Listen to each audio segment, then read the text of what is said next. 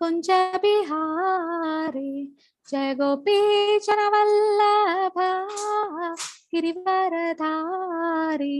जय गोपीजन वल्लभ गिरिवरधारी यशोदानंदन व्रज जनरंजन यशोदानंदन व्रज जनरंजन यमुना तीरा वनचारी यमुना तीरा वनचारी जय राधा माधवा कुंज बिहारी जय गोपीजन वल्लभ गिरिवरधारी यशोदानंदन व्रज जनरंजन यमुना तीरा वनचारी हरे कृष्णा कृष्ण कृष्ण हरे हरे हरे राम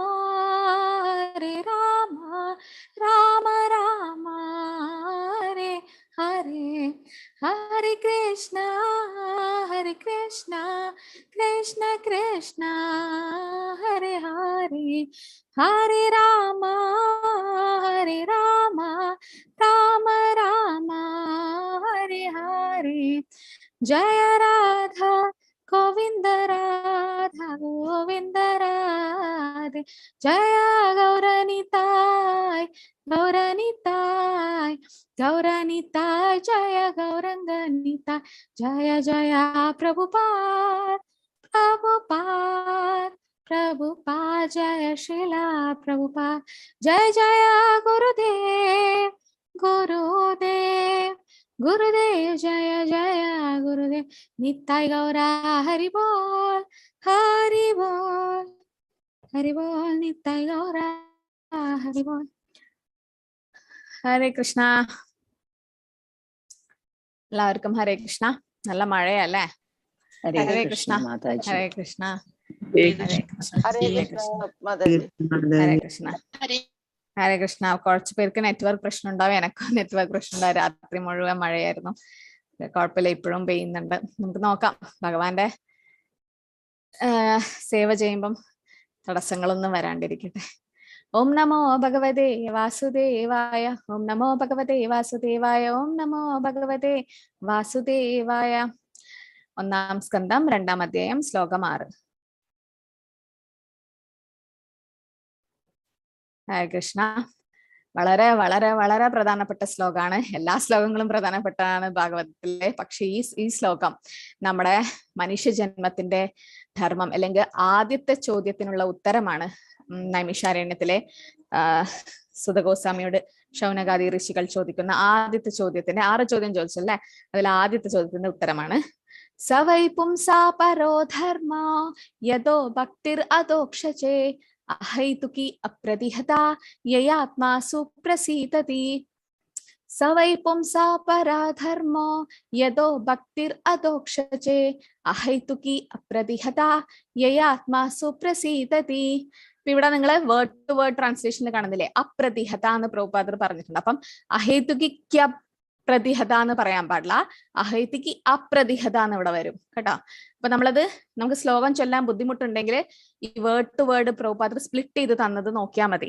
അപ്പൊ നമുക്ക് മനസ്സിലാവും ഇവിടെ അപ്രതിഹത എന്നാണ് ചൊല്ലേണ്ടത്.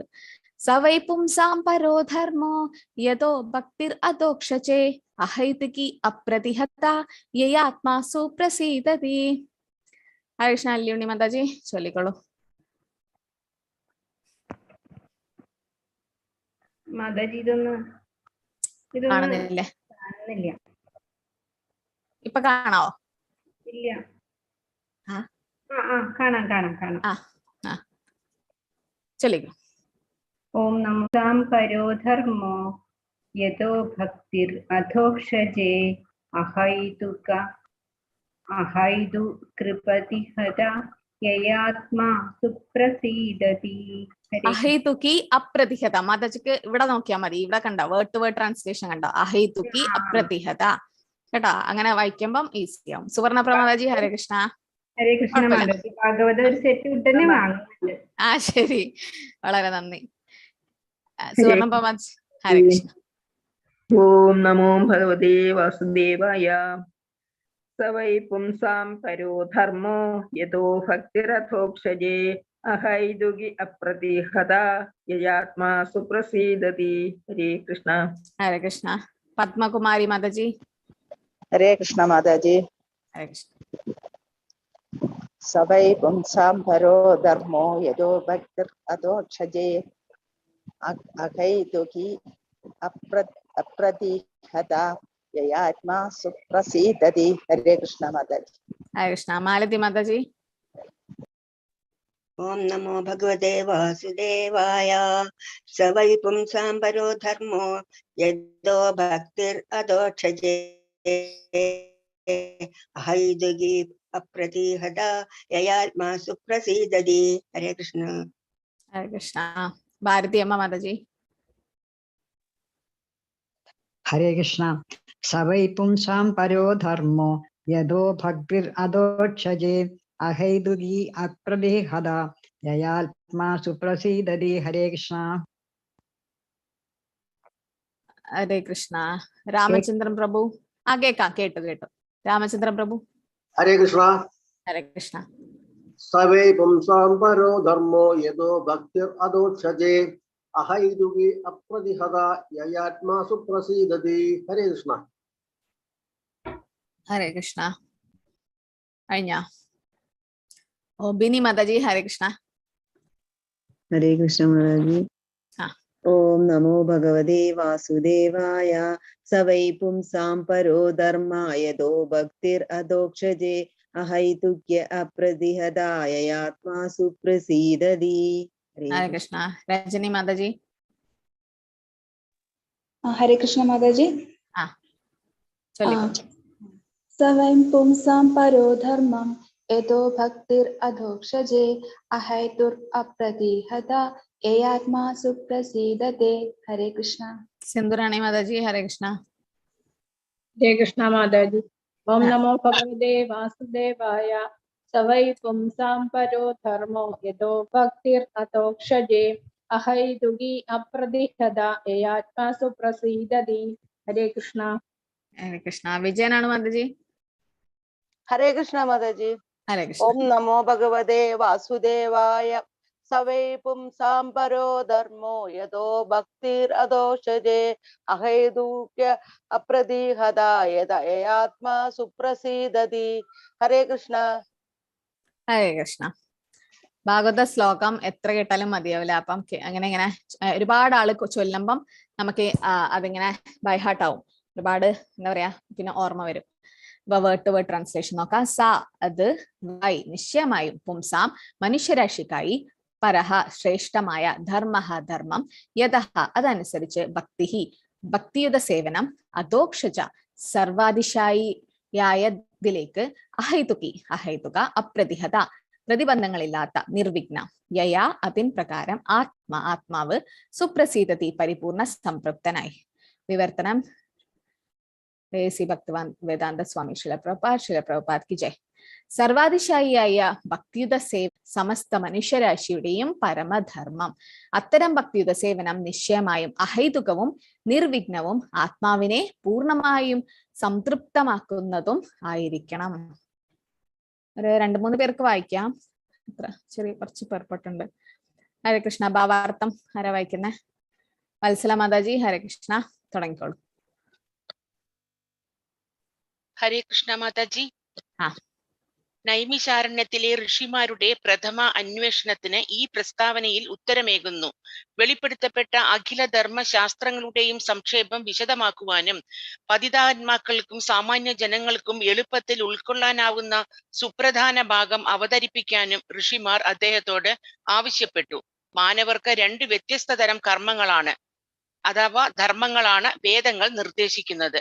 പ്രവൃത്തി മാർഗം അഥവാ ഇന്ദ്രിയ സംതൃപ്തി മാർഗവും, പരിത്യാഗ് അഥവാ സന്യാസ മാർഗവും. ഇന്ദ്രിയ സംതൃപ്തി മാർഗം അധമവും പരിത്യാഗ മാർഗം പരമകാരണ ഹേതുവുമാകയാൽ ഉന്നതവുമാണ്. ജീവാത്മാവിന്റെ ലൗകികാസ്തിത്വം എന്നത് യഥാർത്ഥ ജീവിതത്തിന്റെ രോഗാവസ്ഥയാണ്. യഥാർത്ഥ ജീവിതം ആത്മീയ അസ്തിത്വമാകുന്നു. അവിടെ ജീവിതം ശാശ്വതവും പരമാനന്ദപൂർണവും വിജ്ഞാന സമ്പൂർണവുമാകുന്നു. ഭൗതികാസ്തിത്വത്തിൽ ജീവിതം ക്ലേശഭരിതവും താൽക്കാലികവുമാകുന്നു. അവിടെ ആനന്ദമൊന്നുമില്ല. ദുരിതങ്ങളിൽ നിന്ന് മുക്തി നേടാനുള്ള വ്യഥാശ്രമവും താൽക്കാലിക ദുരിതശമനവും സന്തോഷമെന്ന് തെറ്റായി വ്യാഖ്യാനിക്കപ്പെടുന്നു. ആകയാൽ അസ്ഥിരവും ക്ലേശഭരിതവുമായ പുരോഗമന പാത അധമമാകുന്നു. എന്നാൽ നിത്യവും പരമാനന്ദപൂർണവും അഭിജ്ഞാനപൂർണവുമായ ജീവിതത്തിലേക്ക് നയിക്കുന്ന പരമപുരുഷ ഭക്തിയുത സേവനം സവിശേഷ ധർമ്മമാകുന്നു. എന്നാലും ചിലപ്പോഴൊക്കെ നിലവാരമില്ലാത്ത കാര്യങ്ങളാൽ ഇതിൽ മാലിന്യം കലരാം. ദൃഷ്ടാന്തമായി ഭൗതിക ലാഭത്തിനായി സ്വീകരിക്കപ്പെടുന്ന ഭക്തിയുത സേവനം സർവസംഘ പരിത്യാഗ പുരോഗമന പാതയ്ക്ക് നിശ്ചയമായും വിഘ്നമാകുന്നു.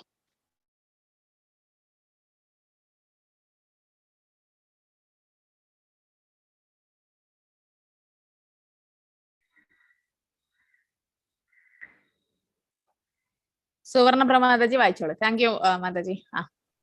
ഹരേ കൃഷ്ണ മാതാജി. ജീവിതത്തിന്റെ രോഗാതുരാവസ്ഥയിലെ സന്തോഷത്തേക്കാൾ ഇന്ദ്രിയാസ്വാദനങ്ങളെക്കാൾ എന്തുകൊണ്ടും നല്ലത് പരമക്ഷേമത്തിനായുള്ള സർവസംഘ പരിത്യാഗമോ ഇന്ദ്രിയ നിഗ്രഹമോ ആണ്. അത്തരം ആസ്വാദനങ്ങൾ രോഗലക്ഷണങ്ങളെ വർദ്ധിപ്പിക്കുന്നുവെന്ന് മാത്രമല്ല രോഗ കാലാവധിയെ നീട്ടുകയും ചെയ്യുന്നു. ആകയാൽ ഭഗവത് ഭക്തിയുത സേവനം പരിശുദ്ധമായിരിക്കണം. അതായത് ഭൗതിക ആസ്വാദന അഭിലാഷം ലവലേശം ഉണ്ടാവരുത്. ആകയാൽ അനാവശ്യമായ മോഹങ്ങളുടെയോ ഫലോദിഷ്ട കർമ്മങ്ങളുടെയോ ദാർശനിക ഊഹാപോഹങ്ങളുടെയോ നേർത്ത മാലിന്യം പോലും കലരാത്ത സർവഗുണ സമ്പന്നമായ പരമധർമ്മമായ ഭക്തിയുത സേവനമാണ് സ്വീകരിക്കേണ്ടത്. ഭഗവത് സേവനമാകുന്ന ശാശ്വതാനന്ദത്തിലേക്ക് നയിക്കപ്പെടുന്നതിനുള്ള ഏകമാർഗമാണ് അത്. ശാന്തി മാതാജി. ഹരേ കൃഷ്ണ. ഹരേ കൃഷ്ണ. ഹരേ കൃഷ്ണ മാതാജി. ധർമ്മം എന്നാൽ ഒരാളുടെ അസ്തിത്വത്തെ പാലിക്കുന്നത് ഏതോ അത് എന്നർത്ഥമാകയാൽ ധർമ്മത്തെ ജീവനോപായമായി മനഃപൂർവമാണ് ഇവിടെ അവതരിപ്പിച്ചിരിക്കുന്നത്. പരമപുരുഷനായ കൃഷ്ണനുമായുള്ള ഒരുവന്റെ ശാശ്വത ബന്ധത്തെയും തൻ്റെ പ്രവർത്തനങ്ങളെയും സംയുക്തമാക്കുന്ന ഒന്നാകണം ഒരു ജീവാത്മാവിന്റെ അസ്തിത്വത്തിന്റെ നിലനിൽപ്പ്. ജീവാത്മാക്കളുടെ മുഖ്യ കേന്ദ്രം കൃഷ്ണനാകുന്നു. ജീവനുള്ള എല്ലാ ചരാചരങ്ങളിലും വെച്ച് സർവ ആകർഷകനും ജീവാത്മാക്കളിലും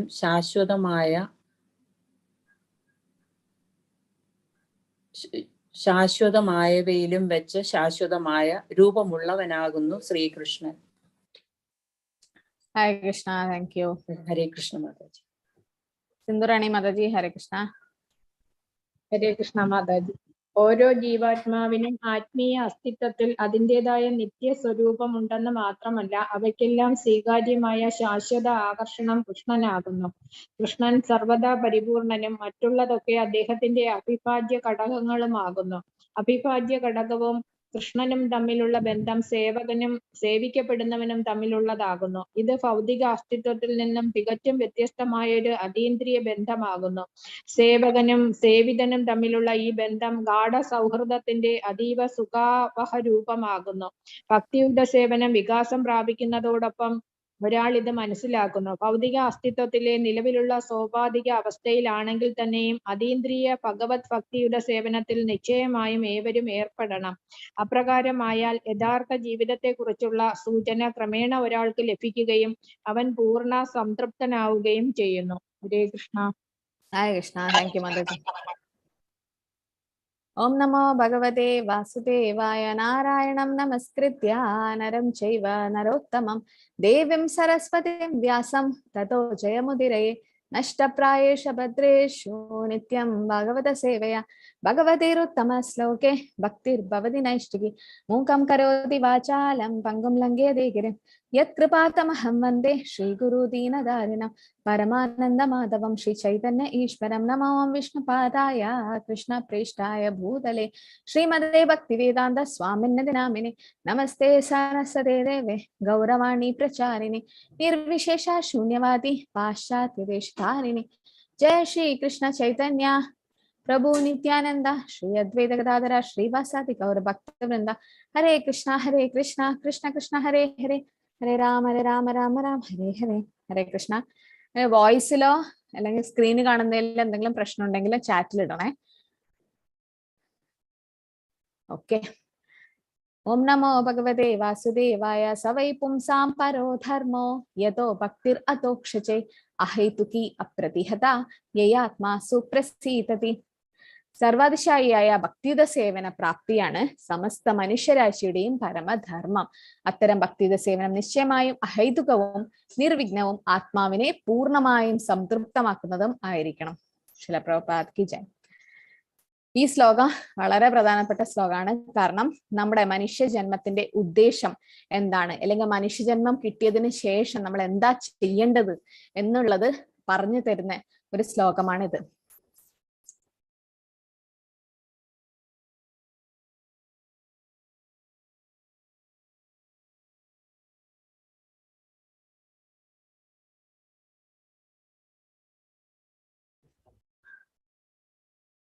ഹരേ കൃഷ്ണ. അപ്പം ഒരു മിനിറ്റ്.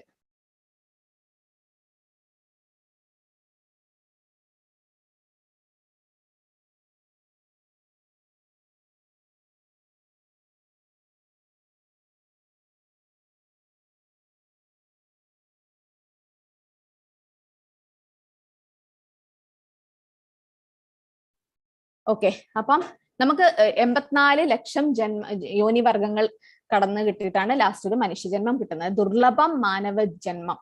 പ്രഹ്ലാദ് മഹാരാജ് പറയുന്നുണ്ട് ദുർലഭമായിട്ടാണ്. എന്തുകൊണ്ടാണ് ദുർലഭം എന്ന് പറയുന്നത്? നമ്മൾ നോക്കുമ്പം ഇന്ത്യ പോപ്പുലേഷൻ ഇങ്ങനെ കൂടിക്കൂടി വരിക. ചൈനയ്ക്ക് ശേഷം ഇന്ത്യ ഇങ്ങനെ എന്താ പറയാ അല്ലെ, ഒരുപാട് പോപ്പുലേഷൻ കൂടിക്കൂടി വരുന്ന. പക്ഷെ അപ്പം നമുക്ക് കാണുന്നില്ല മനുഷ്യര് എല്ലായിടത്തും കോടിക്കോടി കണക്കിന് മനുഷ്യരുണ്ട്. അപ്പൊ നമ്മൾ വിചാരിക്കും ദുർലഭമാണോ മനുഷ്യജന്മം? ദുർലഭം എന്ന് പറയുന്നത് എന്തുകൊണ്ടാന്ന് വെച്ചാൽ ഈ 84 ലക്ഷം യോനിവർഗങ്ങളിൽ ജലജാ നവലക്ഷാനി, വെള്ളത്തിലാണ് 9 ലക്ഷം ജീവിവർഗങ്ങൾ ഉള്ളത്. അതായത് മീന്, പിന്നെ പിന്നെ ഇങ്ങനെ വെള്ളത്തിന്റെ അടിയിൽ കിടക്കുന്ന കുറെ ഞണ്ട്, അങ്ങനെ ഒരുപാട് ജീവികൾ. അപ്പൊ അത് 9 ലക്ഷം.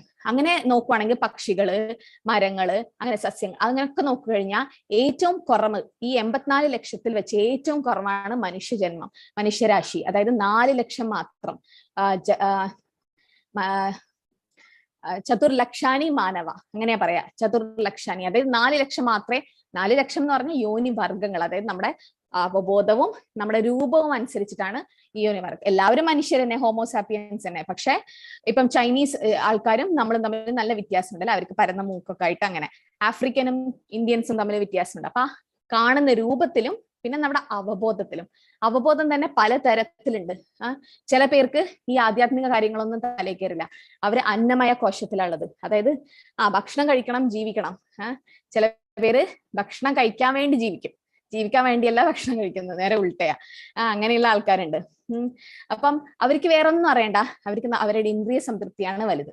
അങ്ങനെയുള്ള അവർക്ക് ആൾക്കാരെ മൃഗം എന്നാണ് ഭാഗവതം പറയുന്നത്.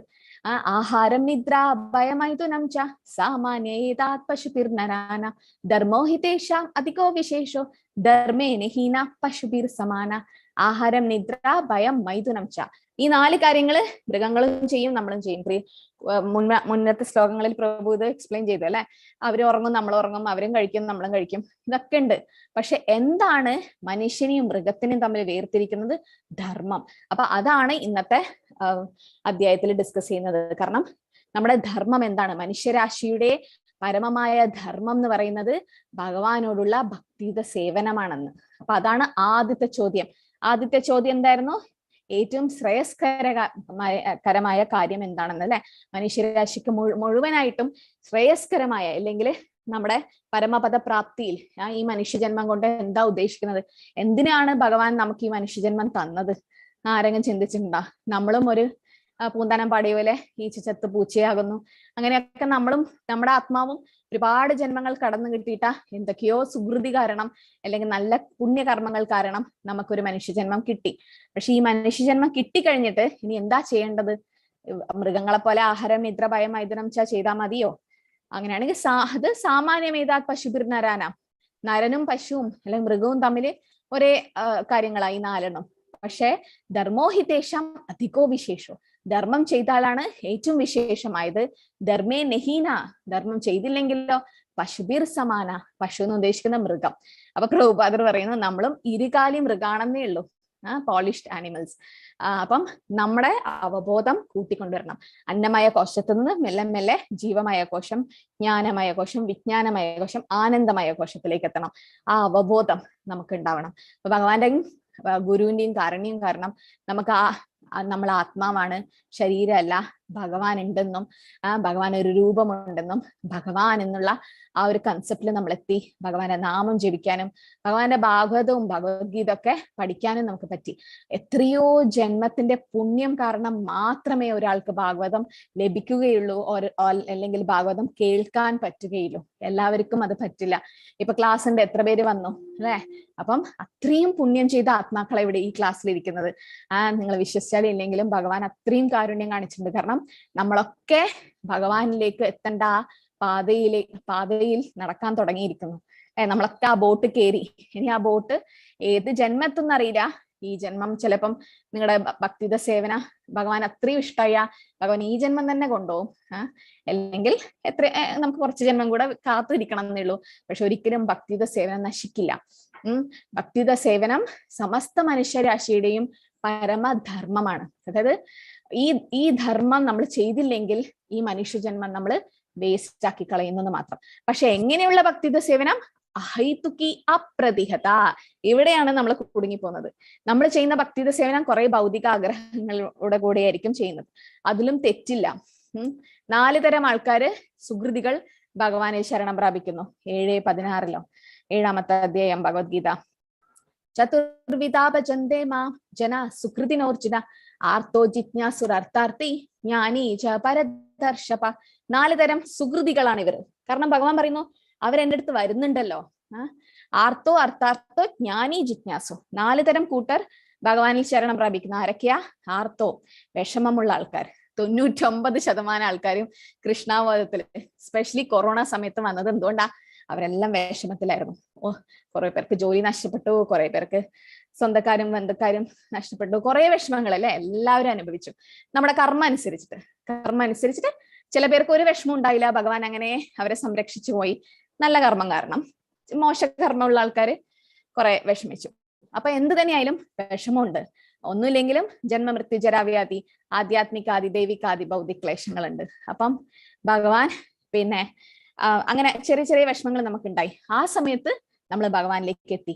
ഭഗവത്ഗീതയോ, കുറച്ചെങ്കിലും മനസ്സിനൊരു ശാന്തി കിട്ടട്ടെ എന്ന് പറഞ്ഞ് എല്ലാവരും കോഴ്സിലൊക്കെ പങ്കെടുത്തു. പക്ഷെ അത് നന്നായി അല്ലെ? കൊറോണയും ഒരു അനുഗ്രഹമാണ്. ഭഗവാന്റെ എന്ത് നെഗറ്റീവായിട്ടുള്ള കാര്യങ്ങൾ നടന്നാലും ഒരു ഭക്തൻ അത് പോസിറ്റീവായിട്ടേ കാണാം. കാരണം ഈ കൊറോണ കാരണം എത്രയോ പേരുടെ ജീവിതം, മനുഷ്യജന്മം സഫലമായി. എത്രയോ പേര് ഭക്തിയുടെ സേവ തുടങ്ങി അല്ലെ? അല്ലെങ്കിൽ നമുക്ക് ഭഗവാന്റെ നാമം ജപിക്കാനോ ഒന്നും അറിയില്ലായിരുന്നു അല്ലെ? അപ്പം ഇങ്ങനെ ഇത് വെറുതെ ആക്സിഡന്റ് ആയിട്ട് സംഭവിച്ചതല്ല. ഭഗവാൻ ഒരു തീരുമാനമുണ്ട്. ഇന്ന ആത്മാവ് ഇന്ന ജന്മം എൻ്റെ അടുത്ത് എത്തണം എന്ന് ഭഗവാൻ അറിയാം.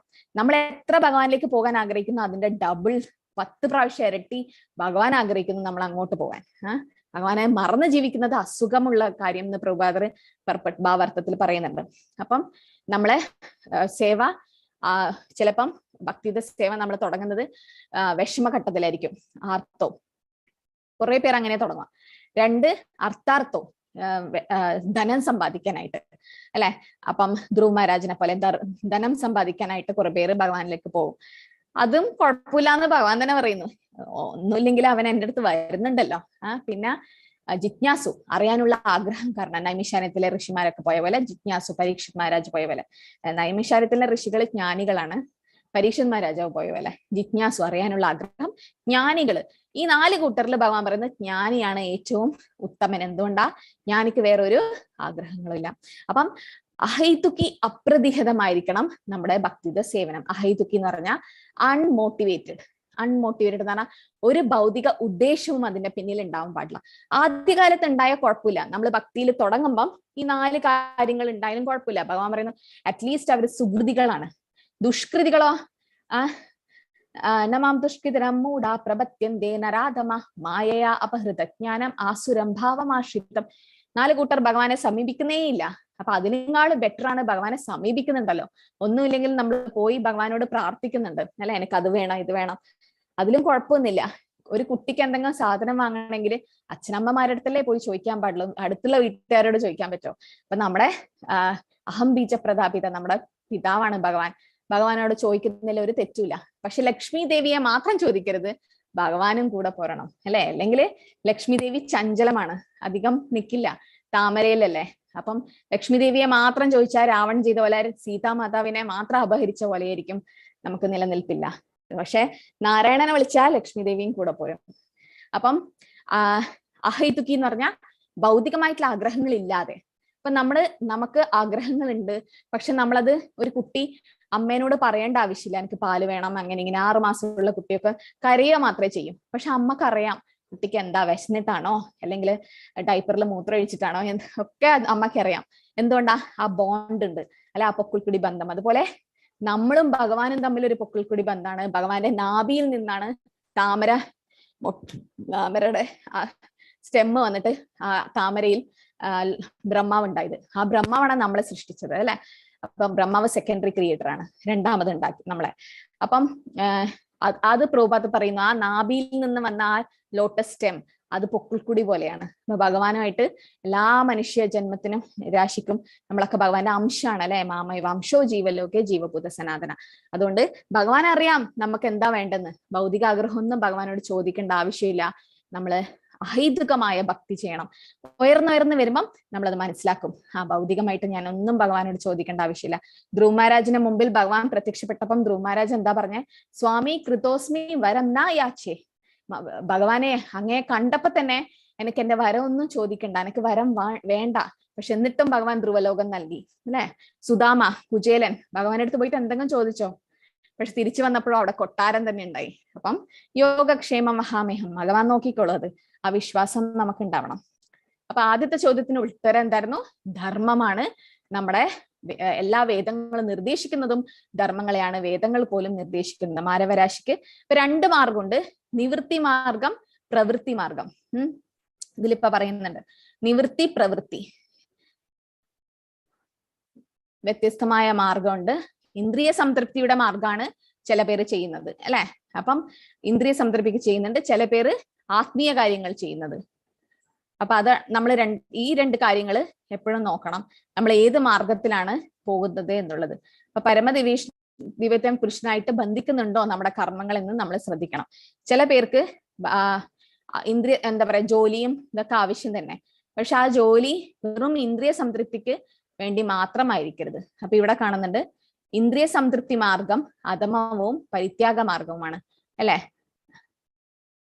മാനവരാശിക്ക് 2 ധർമ്മങ്ങൾ വേദങ്ങൾ നിർദ്ദേശിക്കുന്നു. പ്രവൃത്തി മാർഗം അഥവാ ഇന്ദ്രിയ സംതൃപ്തി മാർഗം. പ്രവൃത്തി മാർഗം എന്ന് പറഞ്ഞാൽ ഇന്ദ്രിയ സംതൃപ്തി മാർഗം, അതായത് ഇന്ദ്രിയ സംതൃപ്തിക്ക് മാത്രം കിട്ടുന്ന പൈസ മുഴുവൻ ഇന്ദ്രിയ സംതൃപ്തിക്ക് മാത്രം. നമ്മുടെ എങ്ങനെ നന്നായി ഭക്ഷണം കഴിക്കാം, നല്ല അടിച്ചു പൊളിച്ച് ജീവിക്കുക എന്ന് പറയില്ലേ, അതുപോലെ. പക്ഷെ അതിൽ ഒരുപാട് കർമ്മം വരും, പ്രവൃത്തിയാണത്. അതിൽ ഒരുപാട് ബന്ധനം വരും. അഥവാ ഇന്ദ്രിയ സംതൃപ്തി മാത്രം ചെയ്തു കഴിഞ്ഞാൽ പിന്നെ മൃഗങ്ങളെ പോലെയായി നമ്മള്. പക്ഷേ അതാണ് പ്രവൃത്തി മാർഗം. നിവൃത്തി എന്ന് പറഞ്ഞാൽ എന്താ? ആധ്യാത്മിക കാര്യങ്ങൾ ചെയ്യുന്നത്. അതേ കിട്ടുന്ന പൈസ കുറച്ചൊക്കെ ഭഗവാന്റെ സേവക്ക് ഉപയോഗിച്ചു കഴിഞ്ഞാൽ അതിന് കർമ്മങ്ങൾ ഇല്ലാണ്ടായി അല്ലെ. അപ്പം അതും നമ്മൾ ചെയ്യണം. നമ്മള് 2ഉം ബാലൻസ് ചെയ്ത് കൊണ്ടുപോകാൻ ശ്രമിക്കണം, അങ്ങനെ പറയുന്നുണ്ട്. പിന്നെ ഇതിൽ പറയുന്നത് ഭക്തിയുത സേവനമാണ് ഏറ്റവും ഉചിതമായത്. അപ്പം അഹൈതുക്കി അപ്രതിഹത. അഹൈതുക്കി എന്ന് പറഞ്ഞാൽ ഒരു ഭൗതിക ആഗ്രഹം ഇല്ലാണ്ടായിരിക്കണം നമ്മുടെ ഭക്തിയുത സേവന. രണ്ടാമത് അപ്രതിഹത. അപ്രതിഹത എന്ന് പറഞ്ഞാൽ അൺഇന്ററപ്റ്റഡ്, അല്ലെങ്കിൽ തടസ്സമില്ലാത്തത്. അപ്രതിഹത, വിഘ്നങ്ങളില്ലാത്തത്. അങ്ങനെയായിരിക്കണം നമ്മുടെ ഭക്തിയുത സേവനം. പ്രതിബന്ധങ്ങളില്ലാതെ. അപ്രതിഹത എന്ന് പറഞ്ഞാൽ പ്രതിബന്ധങ്ങളില്ലാതെ, അതായത് നിർവിഘ്നം. അപ്പം ഒരു ദിവസം നമുക്ക് നല്ല സന്തോഷമുള്ള കാര്യം നടന്നു ജീവിതത്തില്, ഒരുപാട് മാല ജപിച്ചു, 20-25 മാലയൊക്കെ ജപിക്കും ചില പേർ. ചില ദിവസം നമുക്ക് എന്തെങ്കിലും വിഷമം, ഭൗതികമായി എന്തെങ്കിലും ഒരു വിഷമം വന്ന് അപ്പം മാലയൊക്കെ അവിടെ കൊണ്ടുപോയി ഇടും, അന്ന് ജപിക്കേയില്ല. ഭഗവാൻ ഭഗവാന്റെ മുമ്പിൽ പോയിട്ട് ഭഗവാനെ കുറ്റം പറയും. ഭഗവാൻ എന്താ എന്നോട് ഇങ്ങനെ ചെയ്യുന്നത്? സന്തോഷം വന്നപ്പോ നമ്മളത് ചോദിച്ചോ? ഭഗവാൻ എന്തുകൊണ്ടാ എനിക്ക് സന്തോഷം തന്നെ, മറ്റുള്ളവർക്കൊന്നും സന്തോഷം തരാഞ്ഞേ? സങ്കടം വരുമ്പം ഭഗവാൻ എന്താ എന്നോട് ഇങ്ങനെ ചെയ്യുന്നത്? ഞാൻ ഭഗവാന്റെ ഭക്തിയല്ലേ, എന്നിട്ടും എന്നോട് ഇങ്ങനെ സംഭവിച്ചോ? കുന്തി മഹാറാണി അങ്ങനെ പോയി പറഞ്ഞോ? പാണ്ഡവരങ്ങനെ പറഞ്ഞോ? ദ്രൗപദി പറഞ്ഞോ? പ്രഹ്ലാദ് മഹാരാജാവ് ഒരു പ്രാവശ്യം പോലും ചോദിച്ചില്ല, ഭഗവാനെ എന്തിനാ എനിക്ക് ഇങ്ങനെയുള്ള ഒരു അച്ഛനെ, രാക്ഷസനായ അച്ഛനെ തന്നതെന്ന്. ഒന്നും പറഞ്ഞില്ല. എന്താ പറഞ്ഞ ലാസ്റ്റ് നരസിംഹ ഭഗവാൻ ഹിരണ്യകശിപുവിനെ വധിച്ചപ്പം എന്റെ അച്ഛന് മോക്ഷം ലഭിക്കുമോ എന്നാണ് ചോദിച്ചത് അല്ലെ. അപ്പം പക്ഷെ നമ്മളോ ചെറിയൊരു കാര്യം വരുമ്പം എന്തുകൊണ്ടാ ഭഗവാൻ എന്നോട് ഇങ്ങനെ ചെയ്യും? അത് നമ്മുടെ കർമ്മം തിരിച്ചു വരുന്നതാണെന്ന് നമ്മൾ ആലോചിക്കുന്നില്ല. ഒരു ആത്മാവ് നമ്മൾ തന്നെയാണ് ഒരുപാട് മോശം കർമ്മങ്ങൾ ചെയ്ത് അതിന്റെ കർമ്മബലം തിരിച്ചു വരുമ്പം നമ്മൾ ഭഗവാനിൽ കൂടുതൽ അടുക്കുകയാണ് വേണ്ടത്. അത് ഭഗവാന്റെ കാരുണ്യമായിട്ട് എടുക്കുകയാണ് വേണ്ടത്. എന്തുകൊണ്ടാ? എന്റെ കർമ്മബലം ഒക്കെ തീരട്ടെ, എന്നാലെങ്കിലും എനിക്ക് മോക്ഷം കിട്ടി തിരിച്ച് ഭഗവാനിലേക്ക് പോകാൻ പറ്റും. അങ്ങനെ വിചാരിക്കണം. ഓക്കെ, അപ്പൊ ഭക്തിയുത സേവനം പരിശുദ്ധമായിരിക്കണം. അത് ആത്മാവിനെ സംതൃപ്തി നൽകും. ഏ ആത്മാ സുപ്രസിദ്ധതി. അവസാനത്തെ ലൈൻ പറയുന്നു, ഇങ്ങനെയുള്ള ഭക്തിയുത സേവനം അഹൈതുകി അപ്രതിഹത. അങ്ങനെ നമ്മൾ ചെയ്തു കഴിഞ്ഞാൽ ഏ ആത്മാ സുപ്രസിദ്ധതി, ആത്മാവിന് സന്തോഷം, ആനന്ദം ലഭിക്കും. ശരീരത്തിന് കിട്ടുന്ന സന്തോഷവും ആത്മാവ് കിട്ടുന്ന ശാന്തിയും താൽക്കാലികം മാത്രമാണ്. പക്ഷെ ആത്മാവിന് കിട്ടുന്ന ആനന്ദം, ശിഷ്ടാഷ്ടകത്തിൽ ചൈതന്യ മഹാപ്രഭു പറയുന്നു,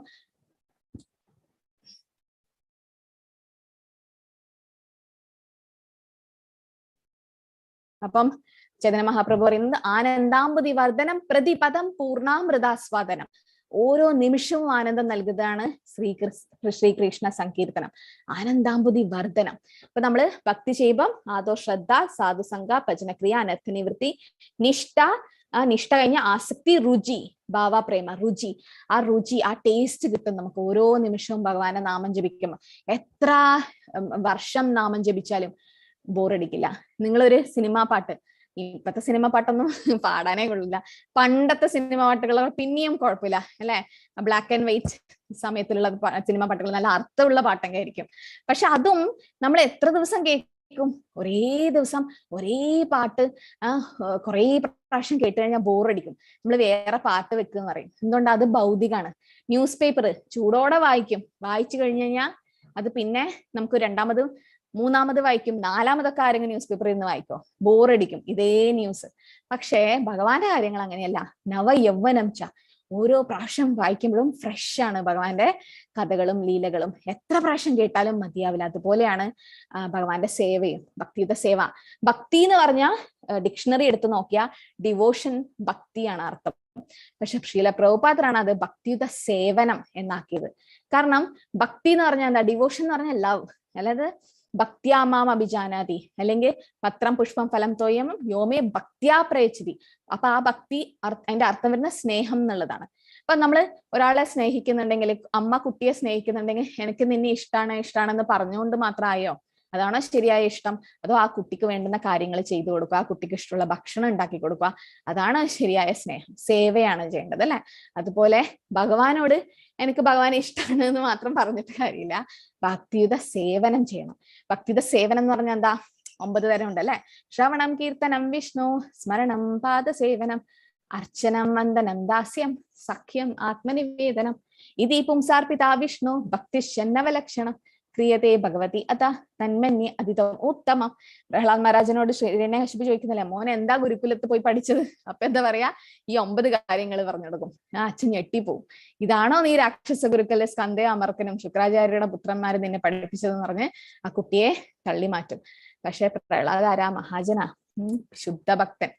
പറഞ്ഞത് കറക്റ്റാ.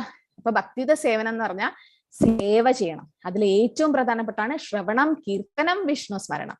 ശ്രവണം, കീർത്തനം, ഭഗവാന്റെ കഥകളും ലീലകളും കേൾക്കുക, ഭഗവാന്റെ നാമം ജപിക്കുക. ഇത് രണ്ടും ചെയ്തു കഴിഞ്ഞാൽ തന്നെ ഭക്തിയുത സേവനത്തിന് തുടക്കായി. സേവൻ മുഖേഹി ജിഹ്വാദോ, നാവിനെ കൊണ്ട് തുടങ്ങണം നമ്മുടെ സേവ അല്ലെ. അപ്പം ശ്രീല പ്രഭുപാദരുടെ ഉദാഹരണമാണ് എനിക്ക് ഓർമ്മ വരുന്നത്. പ്രഭുപാദർ ജലദൂത ഷിപ്പിൽ 70-ാം വയസ്സിൽ ഗുരുവിന്റെ ആജ്ഞ അനുസരിക്കാനായിട്ട് പോയി. ജലദൂത ഷിപ്പിലാണ് പോയത്. അപ്പൊ അവിടെ പ്രഭുപാദർ പറഞ്ഞു, പ്രഭുപാദർ വെജിറ്റേറിയൻ ആണ്, പക്ഷെ അവിടെയുള്ള ഷിപ്പിലെ ക്യാപ്റ്റനും അവരൊക്കെ മാംസമൊക്കെ കഴിക്കും. ഒരൊറ്റ ഫ്രിഡ്ജ് മാത്രമേ ഉള്ളൂ. ആ ഫ്രിഡ്ജിന്റെ ഒരു തട്ടിൽ മാംസവും അതൊക്കെ വെച്ചിട്ടുണ്ടാവും, അടുത്ത തട്ടിൽ പ്രഭുപാദരുടെ ഫ്രൂട്ട്സും വെജിറ്റബിൾസും വെച്ചിട്ടുണ്ടാവും. ആ സ്മെല്ല് ഒന്നും പ്രഭുപാദറിന് സഹിക്കാൻ പറ്റില്ലായിരുന്നു. പിന്നെ കടലിൽ നിങ്ങളൊക്കെ പോയിട്ടില്ലേ? ബോട്ടിൽ എത്ര സമയം ഇരിക്കാൻ പറ്റും? മാക്സിമം 1 മണിക്കൂർ. അത് കഴിഞ്ഞാൽ ചില പേർക്ക് ഛർദ്ദിക്കാൻ വരും, തലചുറ്റൽ വരും, സീ സിക്നസ് വരും. അത് നോർമലാണ്. അതുപോലെ ഷിപ്പില് 35 ദിവസം 1.5 മാസമാണ് പ്രഭുപാദർ യാത്ര ചെയ്തത്. ഭയങ്കര ഛർദിയും കാര്യങ്ങളൊക്കെ ഉണ്ടായിരുന്നു. 2 പ്രാവശ്യം ഹാർട്ട് അറ്റാക്ക്, ഹൃദയാഘാതം വന്നു. എന്നിട്ട് 3-ാമത്തെ പ്രാവശ്യം പ്രഭുപാദർ അത് പിടിച്ചു നിന്നു. പ്രഭുപാദർ പറഞ്ഞിരുന്നു, 3-ാമത്തെ ദിവസം എനിക്ക് അറ്റാക്ക് വന്നിട്ടുണ്ടെങ്കിൽ ഞാൻ അവിടെ, കാരണം ഷിപ്പിൽ അങ്ങനെ നമുക്ക് ഒരുപാട് സൗകര്യങ്ങളില്ല, ഹോസ്പിറ്റലിൽ ഒന്നും എവിടെയും പോകാൻ പറ്റില്ല, നടുക്കടല്ല ഉള്ളത് അല്ലെ. പക്ഷെ എങ്കിലും പ്രഭുപാദർ ഹരിനാമത്തിൽ, ഭഗവാന്റെ തിരുനാമത്തിൽ അചഞ്ചലമായ വിശ്വാസം ഉണ്ടായിരുന്നു. പ്രഭുപാദർ കയ്യിൽ ശ്രീമദ് ഭാഗവതത്തിന്റെ ആദ്യത്തെ 3 സ്കന്ധം ഉണ്ടായിരുന്നു. അപ്പൊ ആദ്യത്തെ 3 സ്കന്ധം പ്രഭുപാദർ ട്രാൻസ്ലേറ്റ് ചെയ്തത്, അതായത് വിവർത്തനം ചെയ്തത് വൃന്ദാവനത്തിൽ വെച്ചിട്ടാണ്. കാരണം പ്രഭുപാദറിന് അറിയാം, അമേരിക്കയിൽ പോയ ആരും പ്രഭുപാദറെ വിശ്വസിക്കാൻ പോകുന്നില്ല. ആ സമയത്ത് ഹിപ്പികളൊക്കെ ആയിരുന്നു. അപ്പൊ ബുക്സ് ഉണ്ടെങ്കിൽ അവർക്ക്, അമേരിക്കൻസിന് ബുക്സ് വായിക്കാൻ ഇഷ്ടമാണ്. ഇത് ശാസ്ത്രമാണ് അല്ലെ. പ്രഭുപാദർ പറയും, ഞാൻ തെറ്റായിരിക്കും പറയുന്നത്, പക്ഷെ ശാസ്ത്രം ഒരിക്കലും തെറ്റില്ല. അതുകൊണ്ട് ശാസ്ത്രത്തിൽ വിശ്വസിക്കാം, കാരണം ഭഗവാൻ എഴുതിയ കാര്യമാണ് അല്ലെ. അപ്പം അത്രയും അചഞ്ചലമായ വിശ്വാസം, എത്ര വിഷമങ്ങൾ വന്നാലും പ്രഭുപാദർ ഇതുവരെ ഭഗവാനെ തള്ളിവെച്ചില്ല. ഭഗവാനോട് ഇതുവരെ ഒന്നിനും ആവശ്യപ്പെട്ടില്ല. ഭഗവാന്റെ സന്ദേശം പ്രചരിപ്പിക്കാൻ ശക്തി തരണമേ, കാരുണ്യം തരണമേ എന്ന് മാത്രമാണ് പ്രഭുപാദർ പറഞ്ഞത്. അപ്പൊ ധർമ്മം എന്നാൽ ഒരാളുടെ അസ്തിത്വത്തെ പാലിക്കുന്നത് ഏതോ അത് എന്ന് അർത്ഥമാക്കുന്നു അല്ലെ. അപ്പൊ ധർമ്മമാണ് ഇവിടെ ആദ്യത്തെ ചോദ്യത്തിന്റെ ഉത്തരം. അതായത് നമ്മുടെ ധർമ്മം. സവൈ പുംസ പരോധർമ്മോ, നമ്മുടെ ധർമ്മമാണ്. എന്താ പറയാ, സവൈ പുംസ പരോധർമ്മോ യഥോ ഭക്തിർ അധോക്ഷജേ. അധോക്ഷജൻ എന്ന് പറഞ്ഞാൽ ഭഗവാന്റെ വേറൊരു നാമമാണ്. അധോക്ഷജൻ എന്ന് പറഞ്ഞാൽ നമ്മുടെ ഇന്ദ്രിയങ്ങൾക്കും അതീതനാണ് ഭഗവാൻ. ഇൻകൺസീവബിൾ. ഭഗവാന്റെ ശക്തിയെ നമുക്ക് ചിന്തിക്കാൻ പറ്റില്ല.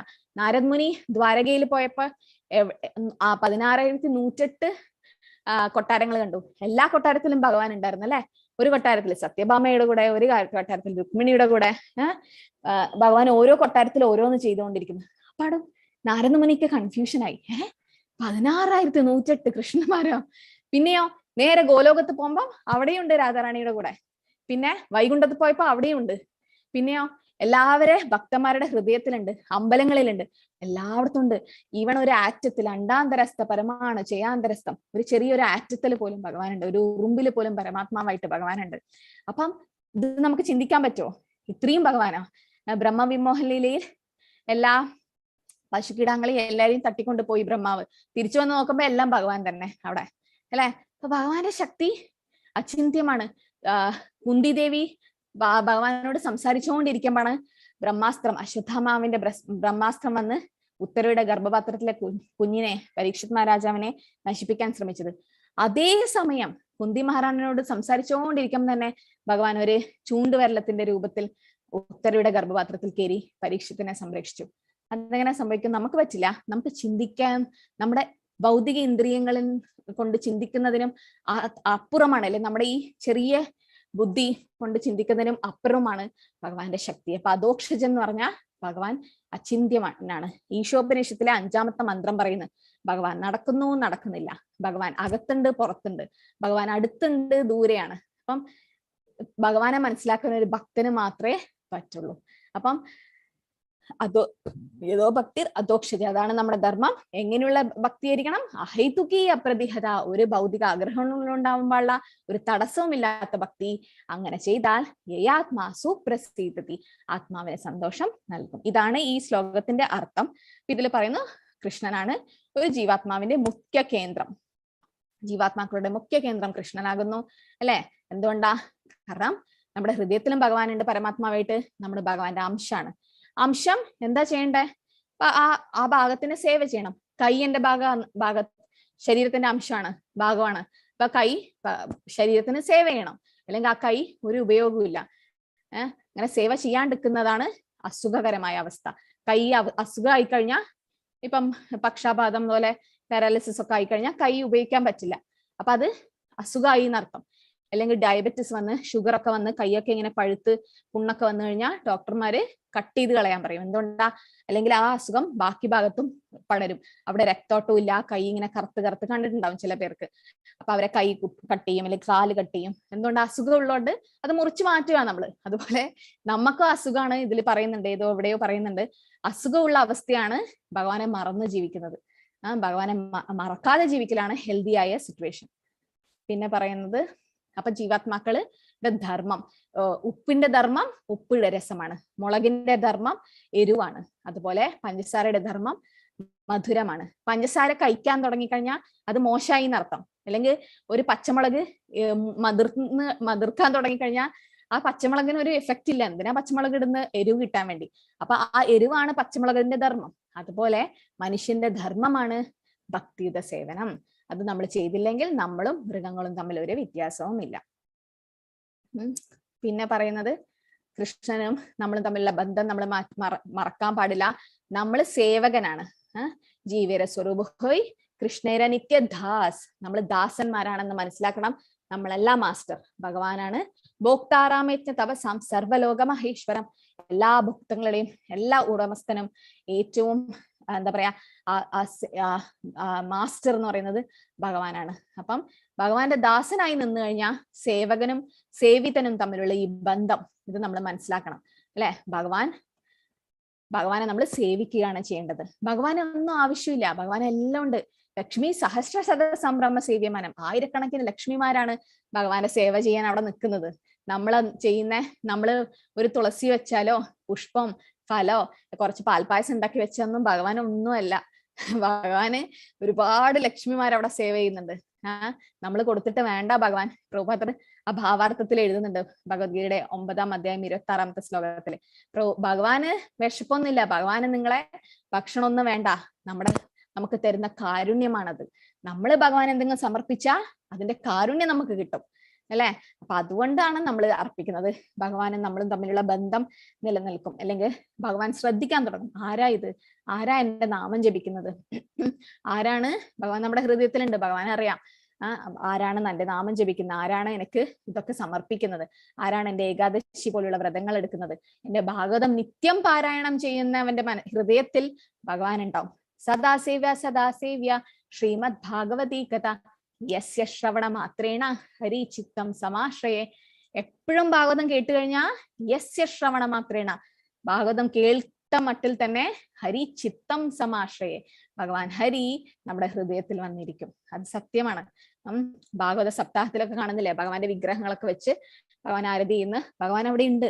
സപ്താഹം നടക്കുന്നിടത്ത് ഭഗവാൻ ഉണ്ട്. ഭഗവാൻ നാരദമുനിയോട് പറയുന്നുണ്ട്, നാഹം തിഷ്ടാനി വൈകുണ്ഠ യോഗിനാം ഹൃദയേഷുവ എത്ര നിഷ്ഠാനി നാരദ എത്ര തത്ര ഗായന്തി മത്ഭക്ത. നാരദ, ഞാൻ യോഗിമാരുടെ ഹൃദയത്തിലോ ഞാന് വൈകുണ്ഠത്തിലോ അല്ല ഉള്ളത്. ഞാൻ എവിടെയുള്ളത്? ഭക്തന്മാരെ എന്നെ കുറിച്ച് എവിടെ സംസാരിക്കുന്നോ, ഭഗവത്ഗീത ഭാഗവതം പോലുള്ള സപ്താഹങ്ങളും ലെക്ചേഴ്സ് എവിടെ നടക്കുന്നോ, അല്ല എന്റെ കീർത്തനം എവിടെ നടക്കുന്നു, എന്റെ പൂജ നാമജപം എവിടെ നടക്കുന്നോ അവിടെയാണ് ഞാനുള്ളതെന്ന് നമുക്ക് കാണാൻ പറ്റുന്നില്ല. പക്ഷെ ഭഗവാനുണ്ട് ഇവിടെ. ഭാഗവത സപ്താഹ വേദിയിൽ ഭഗവാനുണ്ട്. ഒരു ദിവസം പ്രഭുപാദർ ലെക്ചർ കൊടുക്കാൻ തുടങ്ങിയപ്പം തുടക്കകാലത്തില് ആൾക്കാരൊന്നും അധികം വരാറില്ല.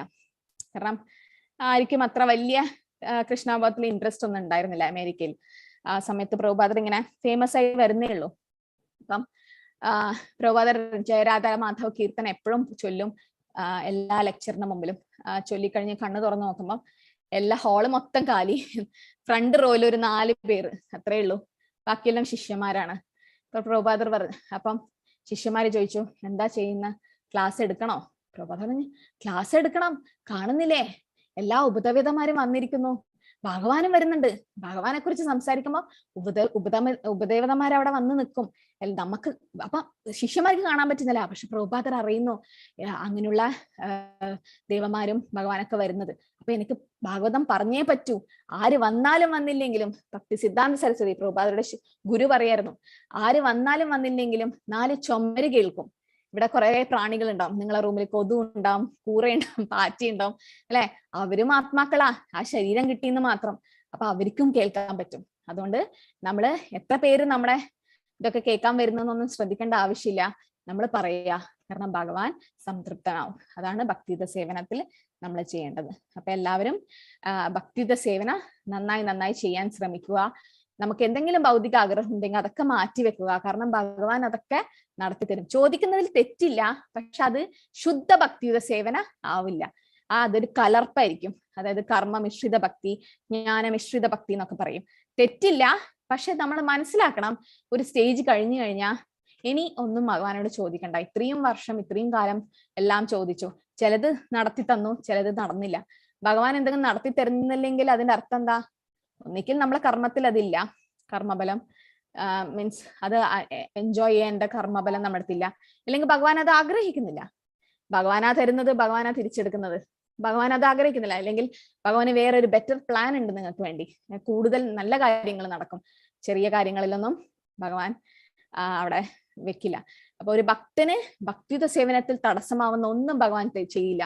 കാരണം ഭഗവാനും ഭക്തനും തമ്മിലുള്ള ബന്ധം അങ്ങനെയാണ്. നമേ ഭക്ത പ്രണശ്വതി അല്ലെ, ഭഗവാൻ പറയുന്നു, ഭക്തന്മാരുടെ ഒരിക്കലും നശിക്കില്ല. അപ്പൊ നമ്മുടെ ഏറ്റവും പ്രധാനപ്പെട്ട ധർമ്മം എന്ന് പറഞ്ഞാൽ ഭഗവാന്റെ ഭക്തിയുത സേവനം.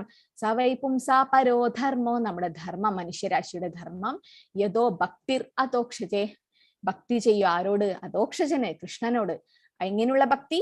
അഹൈതുകി അപ്രതിഹത, ഒരിക്കലും ഭൗതിക ആഗ്രഹം ഉണ്ടാവാൻ പാടില്ല, തടസ്സമില്ലാത്ത ഭക്തി ചെയ്തു കഴിഞ്ഞാൽ ആത്മാ സുപ്രസിദ്ധി, ആത്മാവ് പരിപൂർണ സംതൃപ്തനായി. അതിന് വേണ്ടിയിട്ടാണ് നമ്മളൊക്കെ ജീവിക്കുന്നത്, ആ ഒരു സന്തോഷം കിട്ടാൻ അല്ലെ. അപ്പൊ ഇങ്ങനെയുള്ള ശുദ്ധ ഭക്തി സേവകൾ ചെയ്തു കഴിഞ്ഞാൽ എല്ലാവർക്കും സന്തോഷമായി ജീവിക്കാൻ പറ്റും. ഹരേ കൃഷ്ണ കൃഷ്ണ കൃഷ്ണ ഹരേ ഹരേ, ഹരേ രാമ രാമ രാമ ഹരേ ഹരേ. ഹരേ കൃഷ്ണ. ആർക്കെങ്കിലും എന്തെങ്കിലും സംശയം ഉണ്ടോ? അൺമ്യൂട്ട് ചെയ്ത് ചോദിക്കാം. അല്ലുണ്ണി മാതാജി ഭാഗവതം വാങ്ങാൻ പോകുന്ന അറിഞ്ഞതിൽ വളരെ സന്തോഷം. എല്ലാവരും, വേറൊരു മാതാജി എനിക്ക് മെസ്സേജ് ചെയ്തിരുന്നു, മലയാളം ഭാഗവതം ക്ലാസ്സിൽ ജോയിൻ ചെയ്തതിന് ശേഷം ഭാഗവതത്തിന് ഓർഡർ കൊടുത്തു എന്ന്. എല്ലാവരുടെ വീട്ടിലും ശ്രീല പ്രഭുപാദർ തർജ്ജിമ ചെയ്ത ഭാഗവതം ഉണ്ടാവണം എന്ന് ഞാൻ റിക്വസ്റ്റ് ചെയ്യാണ്. സീത മാതാജി. ഹരേ കൃഷ്ണ. ഹരേ കൃഷ്ണ മാതാജി. ഇതിന്റെ ഭാഗവതം ഏച്ചിന്നൊന്നും വിളിക്കണം, മാതാജി എന്ന് പറഞ്ഞ കേൾക്കുന്നില്ല.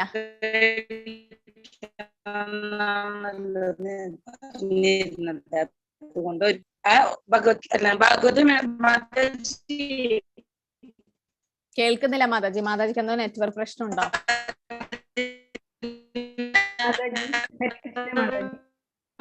ഹരേ കൃഷ്ണ.